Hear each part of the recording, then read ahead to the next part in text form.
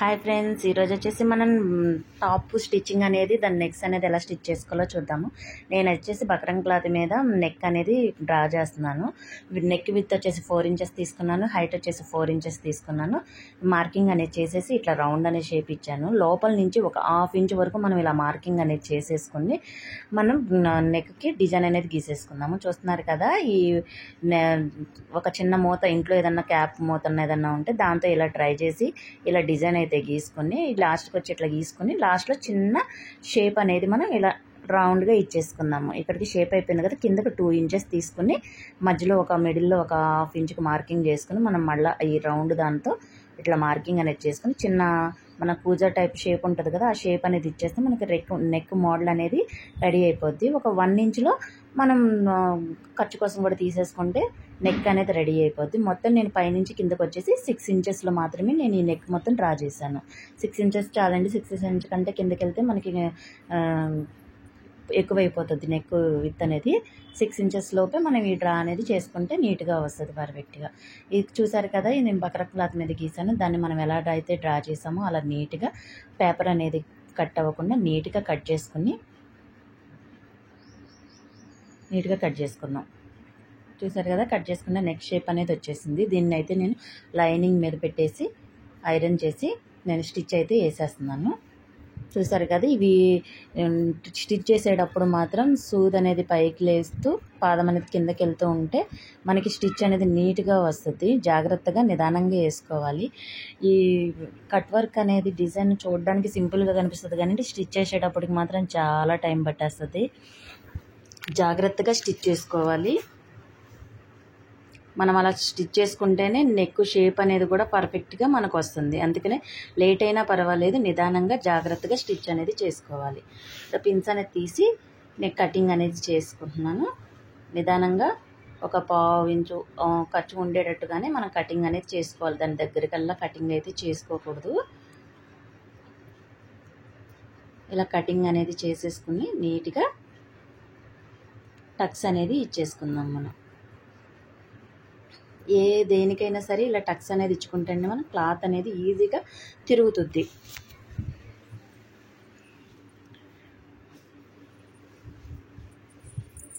Tux అనేది ఇచ్చేసి ఇట్లా తిప్పేస్తుంది. నెక్ అనేది చూడండి, షేప్ అనేది వచ్చేస్తుంది. చూసారు కదా, షేప్ అనేది వచ్చేసింది. దీన్ని ఐరన్తో మనం ఐరన్ చేసేసుకుందాము. ఇష్టమైతే పైనుంచి స్టిచ్ కూడా వేసుకోవచ్చు. నేనైతే ఇక్కడ చిన్న బటన్ అయితే స్టిచ్ చేస్తున్నాను. బటన్ కూడా కదండి, చిన్న పోస్ అయితే స్టిచ్ చేస్తున్నాను నేను. దానివల్ల లుక్ కూడా చూసారు కదా ఎంత బాగా నీట్గా వచ్చి కనిపిస్తుందో.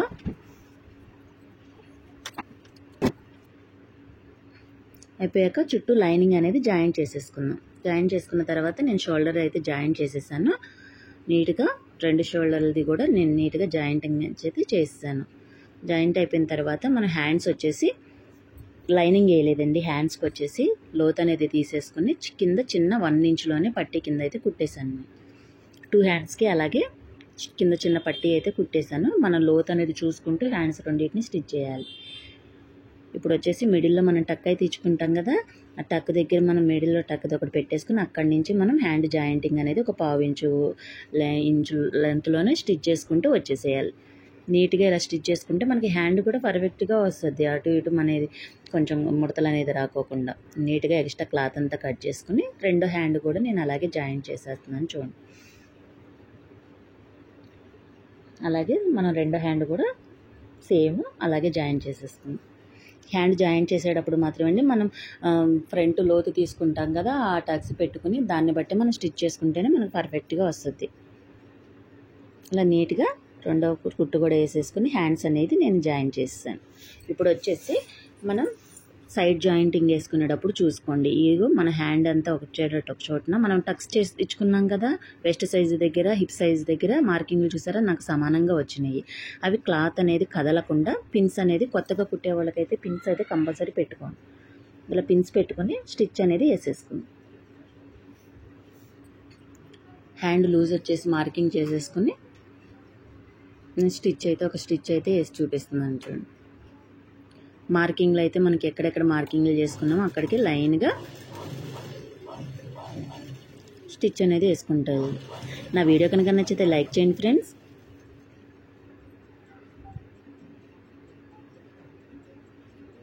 చూసారు కదా, ఖర్చులు రెండు పైకే ఉండేటట్టు పెట్టుకుని హ్యాండ్ దగ్గర మనం మార్కింగ్ ఎక్కడ చేసుకున్నామో అక్కడి నుంచి మార్కింగ్ మీద నుంచే మనం 2 ఇంచెస్ ఖర్చు వదులుకున్నాం కదా, కిందకు వచ్చేసరికి హిప్ సైజుకి వచ్చేసరికి 1 ఇంచ్ పెట్టుకున్నాం. ఆ 1 ఇంచ్ వరకు వచ్చేసి నీట్గా 1 ఇంచ్ వరకు మార్కింగ్ చేసుకుని మనం ఒక రఫ్ అనేది ఇచ్చేసుకోవాలి.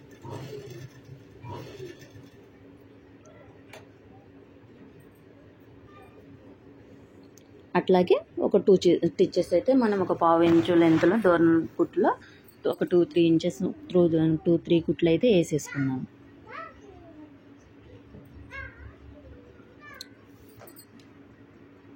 నేను ఇంకో సైడ్ కూడా జాయిన్ చేసి చూపిస్తున్నాను చూడండి. మనం హ్యాండ్ కొలత అనేది పెట్టేసేసుకుని మన హామ్ రోల్ సైజ్ అనేది కూడా మనం ఇచ్చుకున్నాం కదా, దానికాడ మార్కింగ్ అనేది చేసుకుని మార్కింగ్ చేసుకున్న కాడి నుంచి మాత్రమే మనం ఇట్లా స్టిచ్ అనేది చేసేసుకోవాలి. మనం 2 ఇంచెస్ ఖర్చు వదులుకున్నాం కదండి, ఆ 2 ఇంచెస్ ఖర్చు వదులుకున్న కాడి నుంచి మార్కింగ్ పెట్టేసుకుని హిప్ సైజుకి వచ్చేసరికి 1 ఇంచుకి మార్కింగ్ చేసుకున్నాం కదా, అక్కడికి వచ్చేసి మనం రఫ్ అనేది ఇచ్చేయాలి.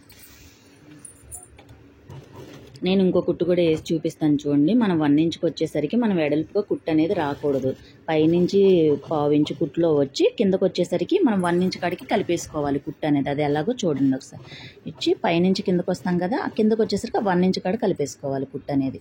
అప్పుడైతేనే మనకి స్టిచ్చింగ్ అనేది నీట్గా పర్ఫెక్ట్గా వస్తుంది మనకి. అది అయిపోయిన తర్వాత సైడ్లు ఇట్లా టక్స్ అనేది ఇచ్చేసుకుంటే మనకి క్లాత్ అనేది నీట్గా తిరుగుతుంది, మనకి ఖర్చు అనేది ఎక్కువ లేకోకుండా. నేను అది చూపిస్తాను చూడండి ఒకసారి. ఇలా మనం కట్స్ అనేది కట్ చేసుకున్నాం అనుకోండి,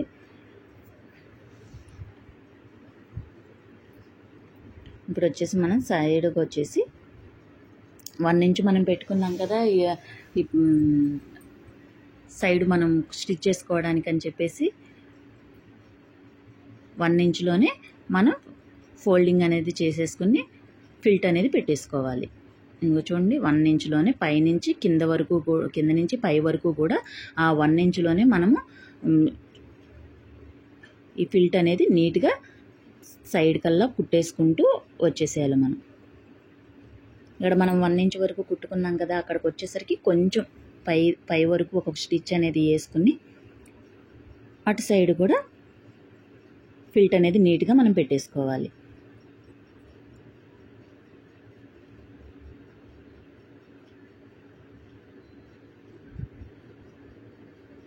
కింద క్లాత్ అనేది మనం మళ్ళీ కుట్టు కింద పడుకోకుండా నీట్గా సరి చేసుకుంటూ మనం క్లాత్ అనేది ఇటు సైడ్ కూడా మనం 1 ఇంచులోనే ఈ ఫిల్ట్ అనేది నీట్గా పెట్టేసుకుంటూ వచ్చేయాలి.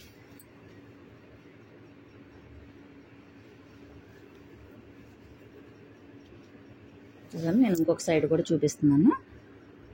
ఒక 1 ఇంచులోనే మనం ఇలా స్టిచ్ చేసుకుని 2 సైడ్స్ కూడా మనం ఇలా 1 ఇంచులో ఫిల్ట్స్ అనేది పెట్టేసుకోవాలి. నీట్గా పెట్టేసుకుని ఇంకొక సైడ్ కూడా మనం ఇంకొక కుట్టు అనేది వేసేసుకోవాలి.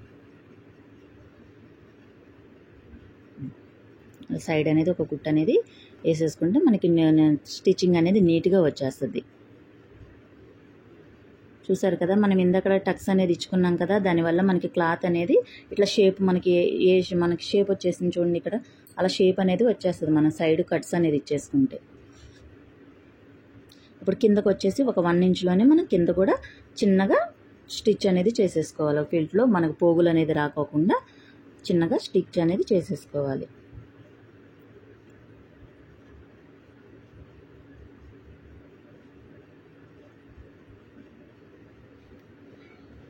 నేను రెండో కుట్టు కూడా వేసేస్తున్నానండి.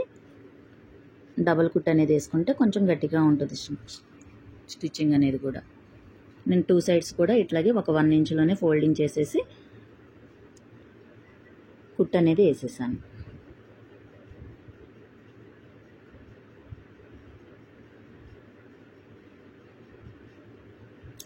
ఇట్లా కనుక మనం డ్రెస్ అనేది స్టిచ్ చేసుకుంటేనండి ఈజీగా మనం డ్రెస్ అనేది కుట్టేసుకోవచ్చు. ఇప్పుడు చూడండి, నాకు ఫైనల్ లుక్ అయితే వచ్చేసిందండి. డ్రెస్ అనేది స్టిచ్చింగ్ అయిపోయింది.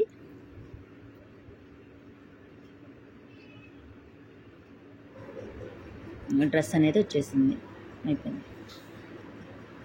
నా వీడియో కనుక నచ్చితే లైక్ చేయండి ఫ్రెండ్స్. అలాగే నా ఛానల్ని సబ్స్క్రైబ్ కూడా చేసి నాకు సపోర్ట్ చేస్తారని అనుకుంటున్నాను.